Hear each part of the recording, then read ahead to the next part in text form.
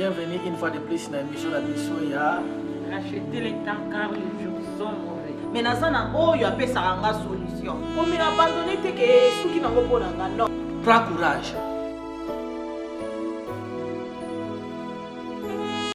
Bienvenue une fois de plus dans l'émission La Mission ya. Racheter les temps car les jours sont mauvais. Racheter le temps car les jours sont mauvais. Émission auto yaka pona ko expliquer bino pona ko memela bino mukie o nzambe alinga loba na nzira na biso vos humbles serviteurs. Toko bondela. Seigneur, totiki moment na maboko na yo. Bible bi Paul a semé, Apollos a arrosé, mais c'est toi qui as fait croître. Nzambe biso to yeko loba to sengi yo no touche mitema pe o loba na nzira na biso to pamboli yo na kombo na Yesu Masia. Amen. Amen. Mama, thème na biso lelo ezali Ezali titre émission na biso. racheter le temps Car les jours sont mauvais. car les jours sont mauvais. Maman Mati, il me semble que ezalaki lobby nde nazalaki mwana mokie. Mais avant se rendre compte mikolo ezokende. Je me rappelle pasteur tant comme qui na 2000 na mboka oyo. Tout le monde a les lobby mais ça fait déjà 22 ans. Soki eza na eloko moko oyo elekaka bato kaka mbangu moto ao se rendre compte te eza temps. Eza temps. Okomona ke mwana obotaki kala te ozosukola ye avant se rendre compte akomokumba motuka. Parce que temps ezokende. Mais tout le monde a un autre temps wekenda. Omona te. Omona ngote. Il suffit seulement fanda kaka calme, o raisonner, ngala kola na kancha chekuma ermo fandi bozo raisonner tango bando fanda kali bozo boke saka na piste. Emsu bo fanda boke kanga makelele. Mais tango se rendre compte que non okomi mukolo ta ekelo kola liseki. Ta ekendaka et avertissaka te. Yango Seigneur tout ça ni to racheter le temps car les jours sont mauvais. Ephésiens chapitre 5 verset 15 à 16. Ephésiens chapitre 5 plutôt verset 15 à 16. Bible obi na biso bon. Veillez donc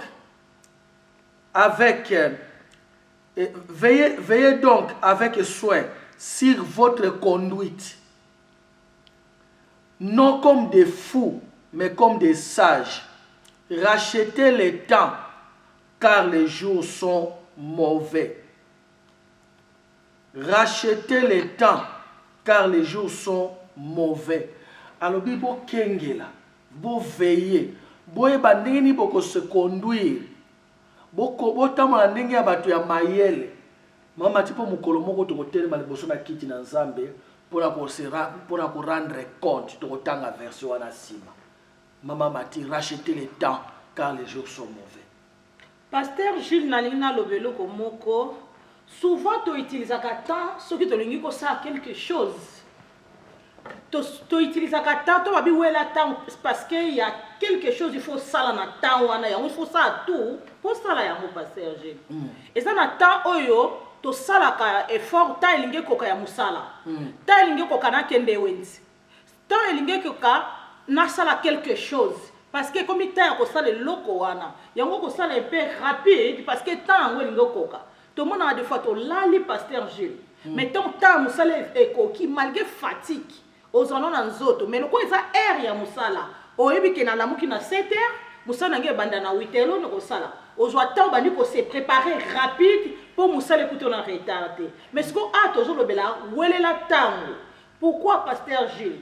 Et ça na arme moko diable à utiliser à la bateau, et ça qu'on perd de temps.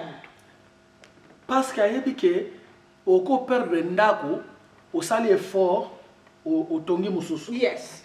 Au perdre voiture, bato bako ko yokelo mawa, bazui, basani simbongo basombelo mususu. Mais ce qu'on perdre temps ici qui. Et on peut récupérer en côté. Oh, toujours un événement moko munene eza kozela biso. Oyo, pasi ya événement wana ezake toyebi ngonga te, toyebi pe mukolo te. Yango ezo kosenga ndeko nanga, o racheter le temps, o rapidité pour la biloko mibale eloko liboso, kopesa vie na epa na Yesu soki na opesa yango te. Pe soko so pesa vie na epa na Yesu, ozala sérieux. otama na kobanga nzambe parce que Yesu azozonga ndenge Paul alobi na verset 15 alobi afin que vous sachiez veillez donc avec soin sur votre conduite. Bo veillez na conduite na bino. Bo tambola lokola bato ya maboma te, mais bo tambola lokola bato ya mayele, ba sage, to racheter temps, car les jours sont mauvais. To mone loko yo sala na mboko kuna ya na Ukraine, to mone mokileza ya koninga na babiloko ebele, Yesu a commis na porte. Émission na biso pasteur Gilles soki nzamba tsaka biso to lobelango na thème racheter l'état. C'est juste pour na kolamusa conscience ya mutu moko. To yo tangi ka racheter l'état. Nazo wela temps par rapport na nini? Par rapport na sa nini? Ezaka na biti moko par rapport au comprendre ba signe. De pasteur Gilles alobi na biso. Mutu ebi mukolote, ayebi tante. Mais eloko to yebi ba signe pasteur Gilles. Parce que tant ya mbula so elingi obeta. To santaka climat est changé. Likolo yindi. Pourquoi? Parce que mbula elingi beta. Alakisa biso mokolote. Mais thank you Jesus parce que alakisa biso ba signe. Oyo ba sage ton bazo mona, bazo comprendre qu'il faut na wele la tangu pour mikolo e komi mabe. To mona mama soka linga bota, oyo kabandi ko ba douleur. Donc c'est là que moi dans un nzela linga bima pasteur G. To mona soki mbula linga beta, to mona ke likolo yindi. Likolo yindi pourquoi? Parce que to mona mbula linga beta. Et ça li que epesi effet nango. Maintenant retour à Jésus-Christ. Ayebi samso mokolote, ma on l'accès ba signe. O ese l'accès ke azana nzela pasteur G. Ndeko nanga to bonga mama mati foko bonga mako bande Bible bito tambola lokola ba sage. Yes. Parce que bisengo oya mokile kotikala. Mukolo moyo kotikala ba voiture kotikala ba ndako kotikala. So to tangi na 1 Pierre chapitre 4 verset 7, Pierre alobi la fin de toutes choses est proche. Suka biloko nyonso ekomi pembeni. Mutu muso koloba keno ekomi pembeni depuis pour Pierre aloba ti lelo Pierre asakufa kala na nukute koma pembeni te. Donc soki ya monaka mo pembeni na minute oyo ekomi susu pembeni. Parce que papa Gilles to bota mati to bukomi lelo biloko biso to mona lelo. Natawa nezalaka te. Ezalaka te. Mais ba yeba ikutu ke komi pembeni. Mais ba vivre ki ba démonstration Bible sur le bela bisote, o apocalypse azo prévenir bisote, o ezela ki sabi lemboisa na nzela. Ozo mona pasteur, mais ayebi ke Pierre e komi pembeni, ba vivre ki même kutu ke même pas que o biso le tozo mona. Tozo mona ba guerre partout. Tozo mona makambu partout. O Bible eze bombe la biso le côté. Oh, na pesa nzambe merci pour alingi vraiment biso. A bombela biso mukolo mais alagisi biso ba signe pasteur Gilles. Yango kozala na distraction tende konangai. Kozela te ke o lobi nazana nunata. Ba oyo bakati molimo lelo ba yeba kite bakasaki bazana ta. Nzoka ta ezate zala ko bongama. Tant que l'on a voyagé maman Mathieu, on a 2 heures avant tout ce que dire. To se préparer pourquoi? Parce que to lingi raté volité. Ko linga to raté enlèvement. Pour la minute tant que tu voles à 17 heures. Na ko rapidité de façon que 15 heures soko même sur 15 heures 30 dans l'aéroport. Ata ba biso que non en tout cas ba solder biloko na habité na pénis. To ba solder biloko na Tesco. Maman Mati o etali yote yozo ko wela ba so raté avion. Avion te. Ezana biloko yokotika. Na ngato tanga verset moko susu. Ezali na 2 Corinthiens chapitre 5 verset 10. Bible dit car il nous faut tous comparaître devant le tribunal du Christ, afin qu'il soit rendu à chacun d'après ce qu'il aura fait dans son corps, soit en bien, soit en mal. Donc, biso nous devons apparaître liboso ya tribunal ya Christ. Pour te rendre compte na auto salaki na kati ya nzoto. Oto saki tangu tozaki na kati ya nzoto. Eza na bolamu, eza na mabe. Mama Mati na tribunal a mokili oki okorompre juge. Na tribunal a mokili mwana akosala mabe, spécialement na bamboka musuto ba pays na biso africain, mwana akosala mabe bakangi ye tata na ye abengi mutu moko bayeba ene ya munene abimisi ye mais na tribunal ya Christ mama Mati mutu corrompre Christ azate et Bible bi to kotelema kuna biso nyonso pona nini po o rendre compte na o salaki tango zalaki na kati ya nzoto. Pasteur Jules to bana osola lelo na grande sœur Mayas nazo yebise loko mona bi souvent to ya awa na mboka o Pasteur Jules to pensaka toujours soko za congolaise ou bien congolais oza angolais oza zimbabwéen vision les années na mboka place au ta Pasteur Jules au moins soko information mo ba lobeli lo mo na Angola ba lobeli ko mo na Congo maliko zo vivre bien awa ozo sa makanisi bisiko uti ah bon information ba lobi nini mutema no ezakuna au moins muso paza lobi ke etozo ngana tonga ndako na ngana soma mapangu na ngana Kishasa souvent na ta otoza na moza mabete ya kosala mais to tonga bisika to kokende parce que ta eza mabe pourquoi to pensaka na ba Congo na ba Angola ba mboka to uti poto uta kuna mais bana na nzambe ba so penser te na ta otoza na ngo il faut to sala pona nzambe poto ke buka ba mboma. Hébreux 13:14 lobi na biso car nous n'avons pas de cité permanente ici-bas. Eza na mboka te o eza permanent. Il n'y a pas de pays permanent, il n'y a pas de cité permanente. Nyoso tozo mona eza place na biso ya libela te.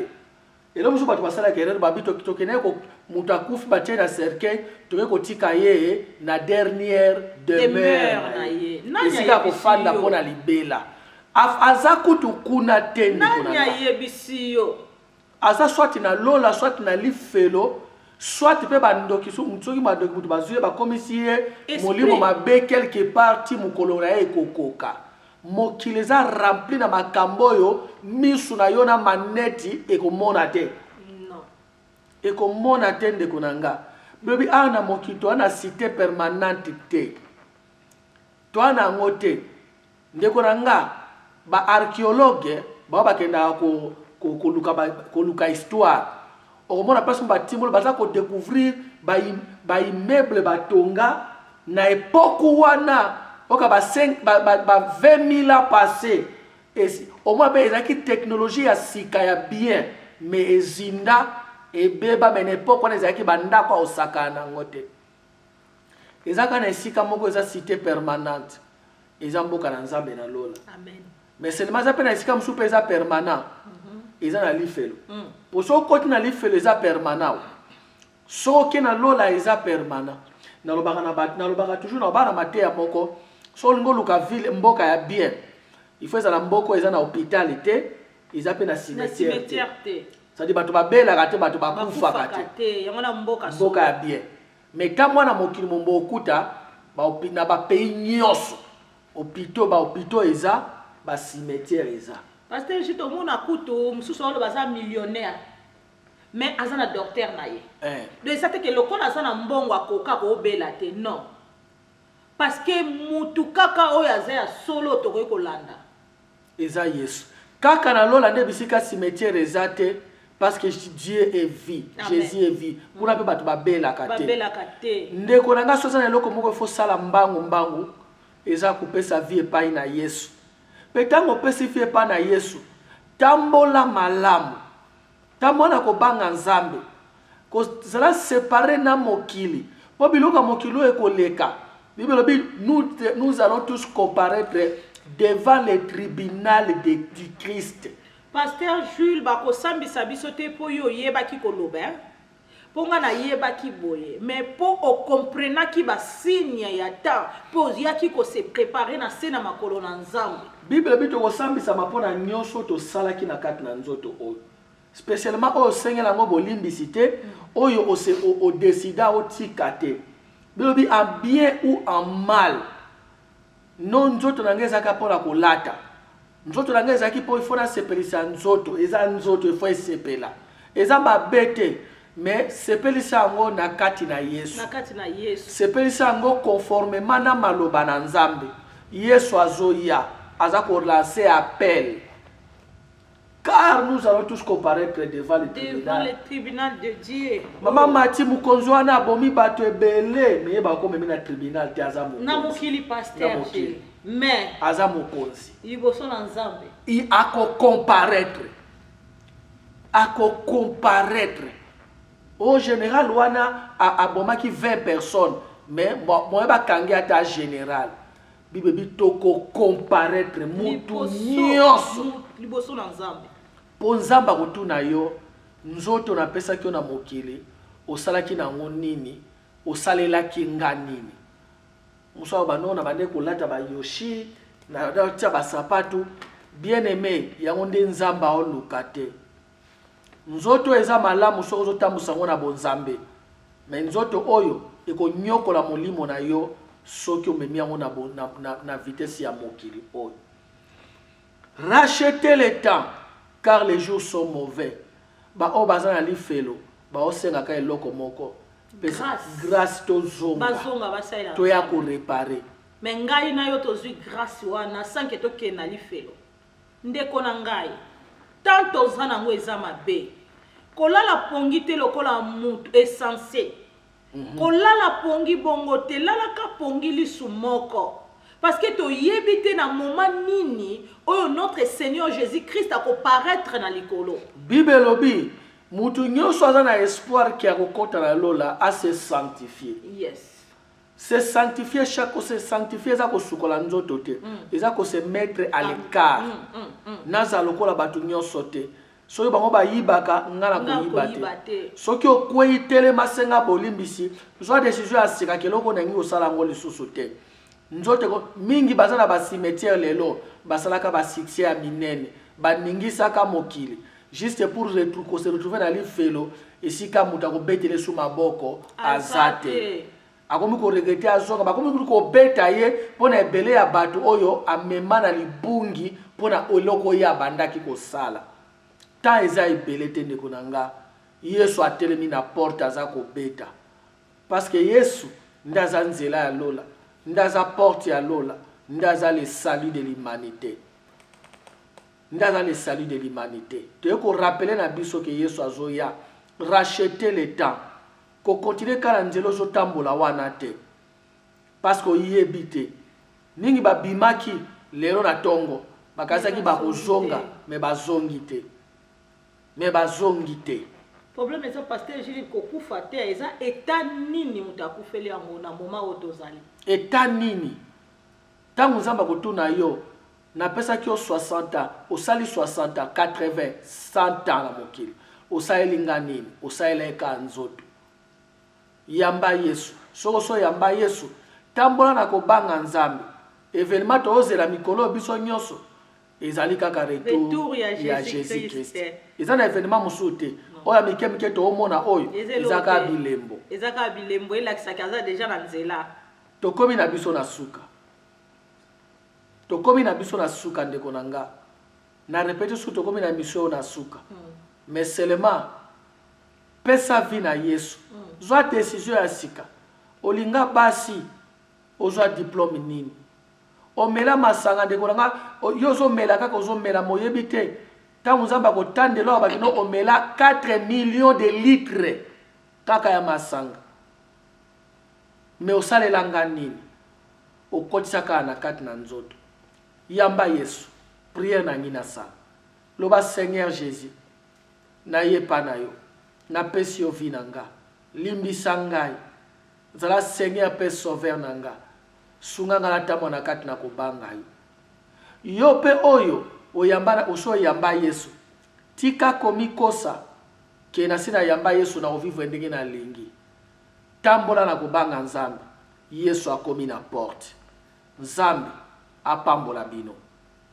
tomona so mardi prochain kobosa te ko partager kobosa na te ko commenter et que nzambe azana yo message oyo et réveiller yo.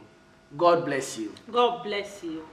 Don't forget Jesus is coming soon. He's coming soon. Bye. Bye bye.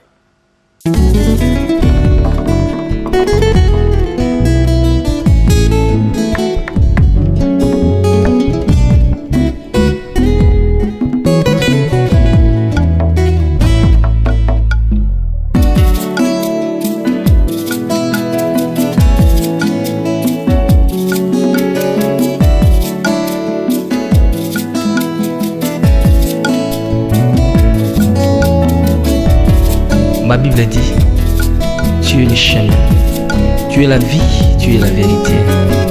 Nani alanda yo abunga nzela azali te. Yango ngai nalobi nakolanda nzela mosusu te, nakolanda kaka nzela na yo Yesu.